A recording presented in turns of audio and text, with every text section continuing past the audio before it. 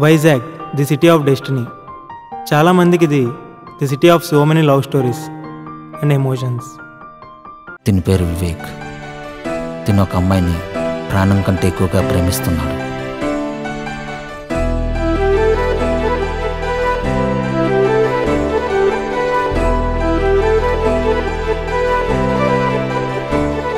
కానీ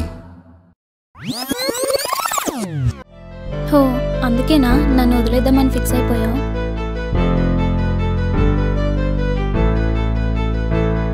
అర్థం చేసుకో అత్య.